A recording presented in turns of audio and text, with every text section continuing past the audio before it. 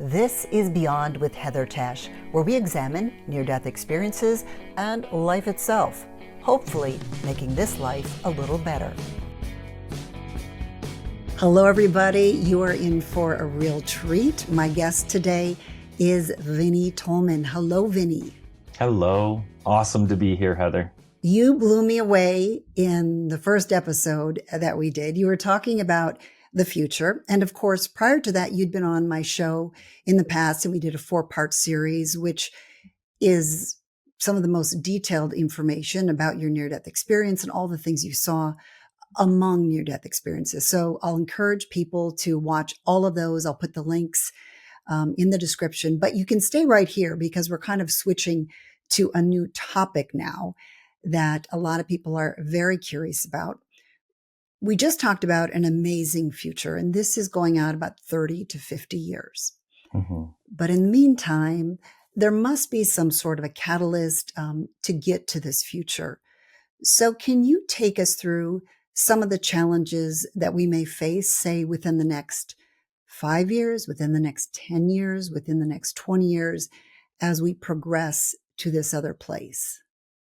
Well, the first things first, the topography or the geography of the Earth is very different in the future, like extremely different. Like the United States itself is, since that's where we live, we'll talk about that real quick. It feels as if there's an inland sea that goes from the Gulf of Mexico all the way up to the Great Lakes. And now that's a salton sea, an inland sea, almost like a huge gulf going all the way up to the Great Lakes. And that was a big aha for me, just to recognize that. I almost didn't recognize our continent of North America because of that big split in the middle. And it goes really wide. It's probably 150, 200 miles east and west of the Mississippi, both directions. And it just opens up. So there's got to be some seismic activity that facilitates that process. I do know that there's likely, now I don't know for sure if this is how it happens, but this is me just understanding a lot of the science of how something like this could happen. I feel that a pole shift, North and South Pole on the Earth, it does shift. It shifts and then it shifts back. And it's done this in the past many times. It'll do it in the future many times. And each time it does, our geography changes a bit. And so I feel that that's likely something that will happen that will either encourage this or trigger it itself.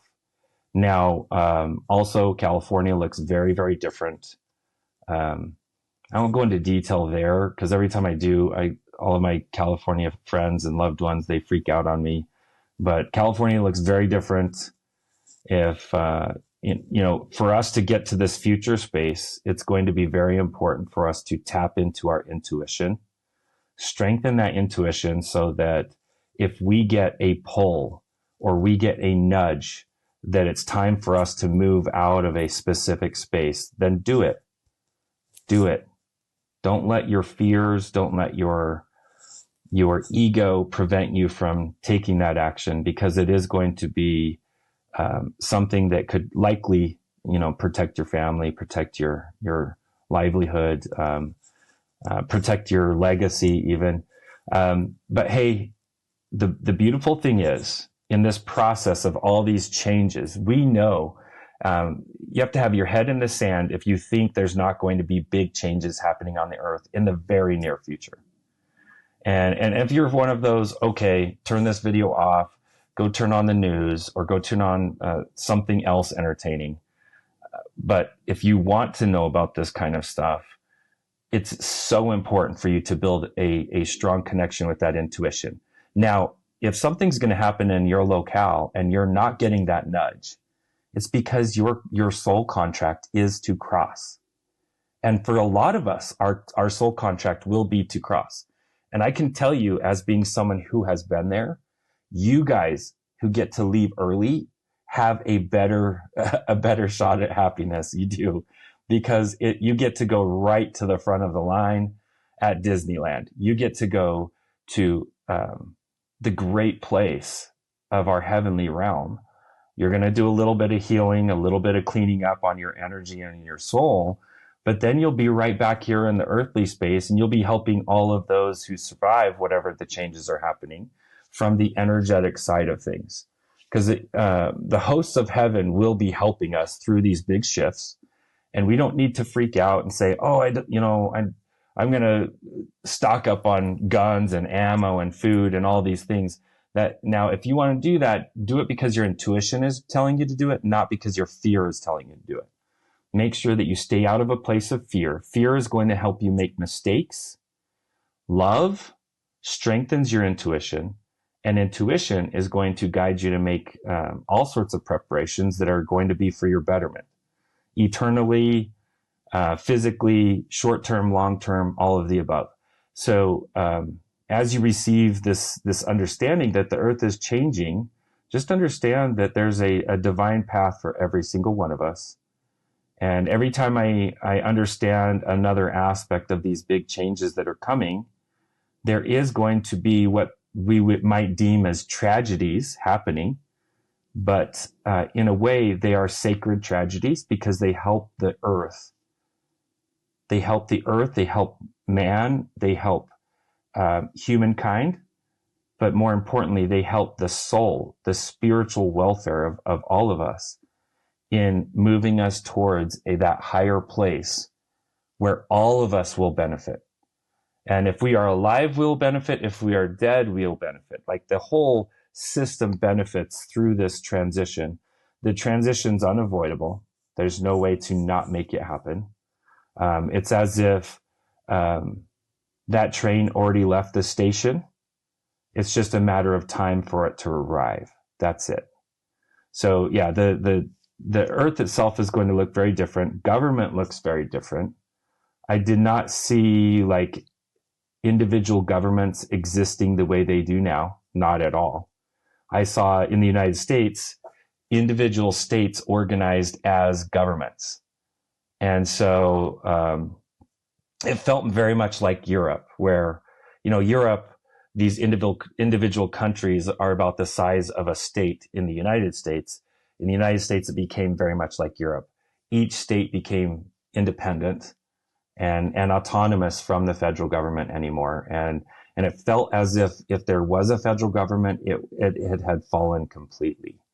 Or it had been maybe an idea at that point and not an actual functioning organization. I feel like the total power and control of the federal government had been handed over to a non-government agency, and they were functioning.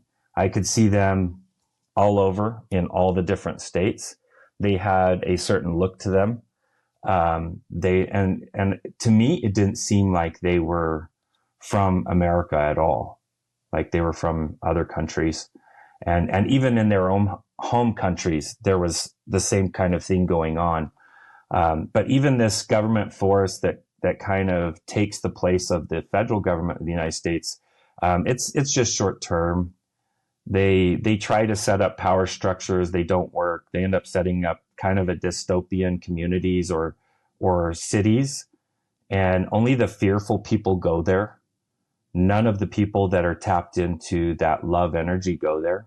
Anybody tapped into the love energy, they end up following that intuition off to these random places that don't make sense. And when they get there, they find a lot of other people following that same intuition and realizing that they found their community. And it is an energetic community. It's not a community of location. It's an energetic community that they start gathering in different locations.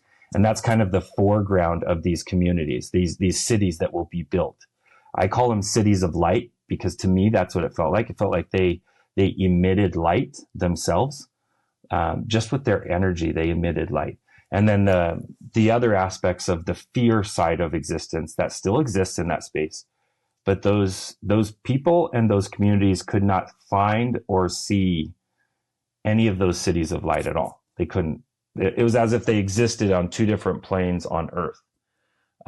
Interesting. Yeah, it was interesting. I watched a movie called The Celestine Prophecy. Mm-hmm. I also read the book. And to me, I feel that's close to what's going on in that space. I don't know if it's exactly what's going on, but to my perception, that's what it looked like. As if once you get to this certain love energy within the core of who you are, you instantly leave this current physical space and go into a higher space, almost a higher dimension. And in that higher dimension, you live it differently. This is what I'm visualizing. So tell me if I'm kind of on the right track. That there are these catastrophic events that happen throughout the world. You know, we get this, I don't know, an earthquake, something that creates this huge sea in the middle of the United States. Obviously, that's going to lead to a lot of deaths. It's going to lead to a lot of destruction. Probably that's going to be causing a collapse in our economy because suddenly we've have these huge issues to deal with.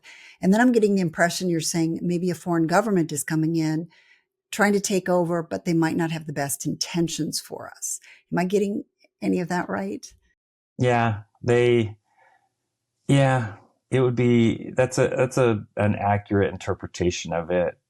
What we have to do though, and I want to be very, very clear to your audience on this. Okay. As these things happen, we have to understand that these things are happening for our betterment, for our welfare. And if we can focus on the gratitude of what's to come, then it will get us through these little hard periods, these little losses here and there. I do feel actually the economy is completely different by the time just the shaking and the earth moving happens. So I feel that's actually a lot closer. I feel that some type of change of currency or some type of change of system is coming very soon. If not some type of change, big change financially is happening very soon. When you say very soon, what do you mean? I'd say within 5 years. I feel that there's something very large happening financially over the whole world that will happen in the next 5 years, almost as if the entire world is shifted onto one currency instead of all these different, hundreds of currencies. We shift to one, probably some type of cryptocurrency that everybody could use. I'm not saying I'm pro or anti that at all. I feel that following our intuition, it'll help us navigate whatever changes are ahead of us, whether those are physical changes, whether those are economic changes, job changes, all of the above. Having that personal connection with your intuition is going to be vital, so vital, because all of your common sense and your ego and your mind is going to be saying, hey, I should go do this. And your intuition is going to say, no, you should go do that. And following that intuition, you will save lives, you will save legacies, you will save you will protect your own outcome to be where it's supposed to be, where your soul contract is supposed to be. Now, if you don't listen to that, then you're part of your own soul contract is to be ignorant to all this stuff. And that's okay too. We have to love it all. We have to love it all. It took a bad situation with World War II to create the unified or allied forces. So it took a really bad thing to create a really good thing. And that's the way we have to see all of this. Anytime something bad happens in the future, we have to look at it and say, okay, I don't like that this is happening, but I love that this is going to create something really good in the future. So we have to keep that mentality, keep that perspective, almost like that eternal optimist. And if we can, we will have a strong connection with that intuition through all of it. When you say we go to a worldwide currency, is our government still intact at that time or not? I feel like our government has not been intact for a long time. Well, yes, you would say that I'm too. very serious. I feel that there's been a coup, and that I don't care what political party you're in. It doesn't matter. We are the ants in the ant farm, and those forces are the ones that are shaking our ant farm. There's a story about red ants and black ants being put into an ant farm. And you can even try this yourself. It works. The red ants and the black ants will exist cohesively, no problem, in the ant farm. They will even create separate communities from each other. And once in a while, you have a red ant going in the black ant community, the black ant going in the red ant community. So you have these two totally different species of ants coexisting with no problem whatsoever, as long as there's food and resources. Okay. Now, what happens if you either cut off the food and resources, or if you give them a perceived enemy? Not give them a real enemy, give them a perceived enemy. And how would you do that? You can flick the ant farm, you can shake it, or you can just don't feed them anymore. And all of a sudden they attack each other until there's only one species left. That is us. Humanity is the ants. And we need to make sure that no matter what's going around us, that we don't become someone else's pawn. Don't believe what everyone's telling you. You look inside for your universe. You look to the you inversed to find your universe. And there, all of your answers will lie. All of your answers lie inside you already. And obviously, it sounds like meditation is something that we all should be doing. Oh, yeah. So here's what's great. I will get a room of 50 people, and I'll ask, who in here meditates? You get maybe 5 or 10 people, or 5 or 10% in the room. They'll raise their hand that they meditate. And then I'll ask, well, who can sit quietly and breathe and just focus on your breath? Everybody will raise their hand. And I'll say, okay, let's do it. Let's do that for 3 minutes. We'll sit and focus on our breath for 3 minutes. They just did their first meditation. All meditation is sitting quietly, putting an intention around your thoughts. And until you can control your thoughts, focus on your breath. So if you need to count your breaths, kind of like putting your training wheels on the bike, the training wheels for meditation are counting your breaths. So start counting those breaths. Go for a minute, go for 2 minutes, 3 minutes, 10 minutes. Just count those breaths. And what will happen is after a certain point, you'll notice that your mind starts doing stuff while you're counting your breaths. And now you're meditating. Now you're accessing the universe inside of you, the you inversed. Yeah. That's the baby steps for meditation. Something I need to do more of. I try to do it occasionally, but I need to start a regular practice. Yes. A lot of us are saying that. I want to get back to, you talked about almost a split in the US physically. What's the timeline for that? And I assume that it will be pretty cataclysmic. I feel that there's a very strong chance that happens within the next 30 years for sure. So I don't feel that one's too far out. Okay. The hard part is with time. Time does not exist in the heavenly space. That's why I had to be guided to get back to my own timeline when I came back from my experience of being, brain dead or in heaven for 3 days. Coming back, I had to be guided into my space. And so, yeah, time doesn't exist for that realm, but the way that they show it to me, the way that they feel it to me, as it is coming in the near future, but not right away. So I do feel it'll be within the next 3 decades that we see those shakings and movings happening. I feel that we're going to be getting some warnings first. And I feel that those warnings are starting to happen now. And we get our warnings from our sun, from our SUN,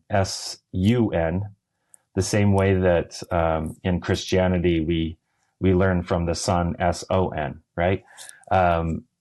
It's important for us to take those messages as they come, let them sit on your heart and receive what you need to receive from it. And do you mean something like solar flares? Yeah, like CMEs, coronal mass ejections. Okay. I feel that there's also going to be some type of event. I feel it may be either a pulsar or a nova that ends up hitting the Earth. And if you, a pulsar is a star that will eventually, every once in a while just pulse light out of it. And that light just broadcasts across the universe. and we may receive a wave of that light, or it could be something like Betelgeuse, the system or the stars is about to go nova, or micronova, I think is what it's actually going to be. But we may see it happen in this year. And there's some scientists that are saying we're going to see that this year. And if we do, there's going to be a wave of light coming from that too, like a vast wave of light. I do know that there's some very, very large waves of light that are coming to the earth. As they happen, though, they're going to be helping us upgrade as a species. They're going to help us tap into our own inner light, our divine light, the light that we come from, that our soul comes from. In physics, we know that energy can't be destroyed. It can only change from form to form to form. There's an energy that is in your soul. And when your soul leaves the body, we call that death. But that soul still exists. There's an energy to that soul. And what's happening is these forms coming, these light waves coming, they're upgrading our souls. They're upgrading our connection with our bodies. And as that happens, we will have better communication with our intuition. A few of us may see like empath abilities coming. A few of us may see some healing abilities coming. Some of us may even see like an ESP type communication available, that with certain people we'll be able to communicate with them without texting, without calling. We'll know, we can ping them, we can talk to them, even to a point where we ping a friend and then that friend will call us. Some of us are experiencing that right now. Like we'll think about a friend and then boom, we look at our phone and they're calling us. So we're having some of that right now, some of us. Yeah. And how do those waves do that? So we have built within the physiology, within the DNA, certain sacred instruments that will that have been suppressed by our lifestyle, by our culture, even by some of our religions. They've been suppressing these ancient systems that are built into us, and these waves of light are washing away these suppression systems, and it's allowing what was always built to be to activate and to come alive. Perfect example is do a deep dive into sodium fluoride. It's added to most American water as a safety protocol to help our teeth, supposedly. Go look at when sodium fluoride was first used on humans. It's really sad because the place it was done was not a good place. Look at what it does to the pineal gland. And the pineal gland is a direct connection to our energetic antenna as a human being. And if you take the human brain, you slice it in half, like right down the middle, slice your brain right down the middle and open up the halves. When you're looking at one half, you will see the eye of Horus or the eye of Osiris, depending on who you're talking to. But you will see that Egyptian eye, the actual symbol of it that you see on the wall in Egypt. You'll see that inside the brain. You actually see it right there. And in the middle of that is the pineal gland. Now the pineal gland, which pineal means of cone or of pine cone, of the pine. It does look like a little tiny pine cone inside your brain. It has all the rods and cones of an actual eyeball. So the way that your eye is seeing is it's got rods and cones inside that allows you to perceive and see light and see life, right? But even with all the rods and cones right here, we're only perceiving about 15% of actual light in the universe. Well, there's this little tiny pineal gland, a mini eyeball in the middle of your head. And when a lot of neurologists and some scientists argue that pineal gland is the eyeball or the movie screen that you are seeing your dreams on. And one of the chemicals that goes through that pineal gland is DMT or dimethyltryptamine. And this is a chemical that helps you see while you're dreaming. And what happens is life in itself, the modern American or modern Western life is crystallizing that pineal gland. So you're not able to see or have vivid dreams like you did when you were a kid. And it's almost like it's shutting it down. These waves of light are going to decrystallize these pineal glands by the billions. It's going to do it. And so that's a benefit of this light hitting the earth. Also, the shifting of the earth, the shifting of the poles, that's also going to help decrystallize even further. So, through what feels like a demise to modern world or modern life, there will also be an upgrade happening for a lot of us. So again, we've got to have gratitude for even these obstacles and these trials in front of us. They're going to lead us to a much better place in the future. Most of us. Well, the ones that are ready for it anyway. And do you think that the catalyst for most of these changing events is going to be physical? Or do you think humans are going to play a role somehow with the division we have or some other way? Well, here's what's neat is when you get a community together and you get them putting their intention around something, they can change physical time and space with that intention as a group. So as we activate and as we turn on the God energy or the source energy inside of us, it's going to bring the physical manifestation of our Creator a lot closer to us here on Earth. So I feel that as we do that, as we upgrade, we will see a higher dimension arriving. And I feel that there's going to be helpers involved. Some people will perceive those helpers as aliens. Some people will perceive them as angels. To me, I don't care what you call them. If they're good helpers, we want to work with them. And it's going to be a neat thing to survive through, but it's also going to be a great thing to die in. Because if we die, we get to cross over, do kind of a spiritual rehabilitation, and then come back and be helping all the people who survived. So either way, we're all going to be here. We're all invested with what's going on Earth right now, all of us. Whether we survive it or we don't, we're all invested in what's going on here. So are we all bound to this earth? Meaning if we leave, we've got to come back here versus somewhere else? We're bound by our own desire. Okay. And if we are here, it's because we chose to be here. This is, some people say Earth is a prison planet. Not at all. It's a prison planet while we're here, yes. And what makes it a prison planet while we're here is the fact that we forgot where we came from. And that's by design.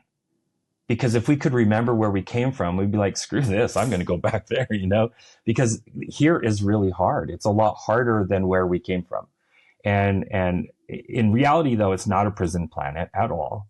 It's a planet that was originally divinely designed to be a school, to help us step away from our Creator, our source, to go learn by making mistakes and learning to create and build relationships and learning to love. And one of the most important things you can learn to love in this life is you. A lot of us, we have no problem loving anything outside of ourselves. But then when it comes to loving inside of ourselves, we have a very hard time. And that is one of the reasons we're here, is to learn self-love. That's one of the big reasons we're here. And as we can learn to do self-love, we can love others much better than we ever could before. And that, all of that's happening on Earth School so that we can better our soul and learn to grow on our own. Because when we're in the heavenly space or in our home, we're so close to Source that anything that Source wants, we want. We're in complete synchronization with Source or Creator there. And Creator knew that for us to grow, we had to go away from home. So we came to Earth School. It's one of the hardest schools, though. It is. It's one of the hardest schools because there's so much violence. There's so much dark energy here. But where you have darker energy, you have more capacity to grow your own light as well. Because some other spaces, there's other schools with not as much darkness. And in those spaces, you don't get near as much growth. It's kind of like a school where everybody passes.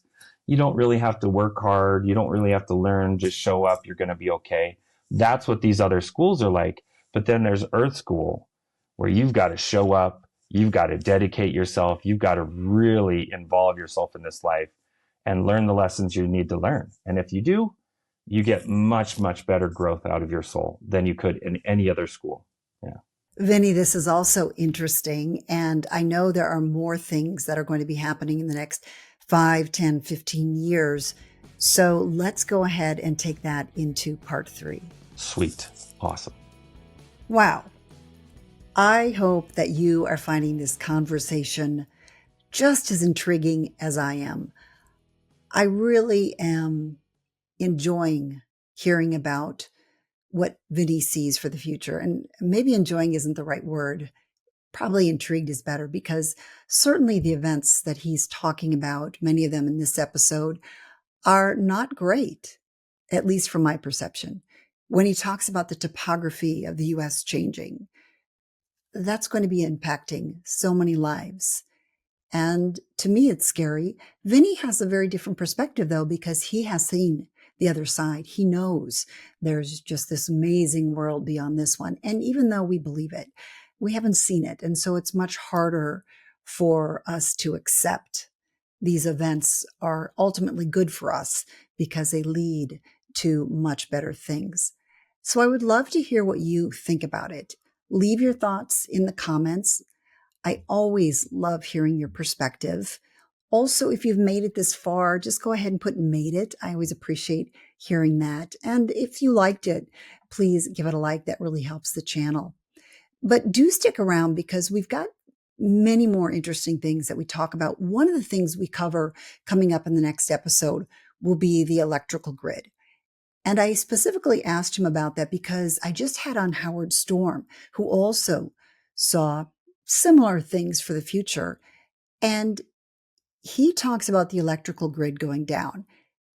Vinny does as well. And he's going to talk more about the potential causes of that when it occurs and what kind of impacts it will have on society. There are so many things, we cover potentially leaving our homes behind, going into a very different society. So there is much more to come. So hang on. It's interesting. It's overwhelming. It's exciting, and it's scary, and it's sad. And ultimately, it's supposed to have a happy ending. So there's a lot that's going on here. But I do hope that you appreciate Vinny as much as I do. He spent a lot of time with me and even did an extra segment with me. So I really appreciate that. So thank you too. Thank you everybody for being here. I am very grateful for all of you, as always. Thanks for joining me on Beyond with Heather Tesch. Please add comments and questions you'd like future guests to answer. Also, if you liked what you heard, please hit the thumbs up button and subscribe. That'll help keep this podcast going. You can also go to Beyond with Heather Tesch to look for more episodes.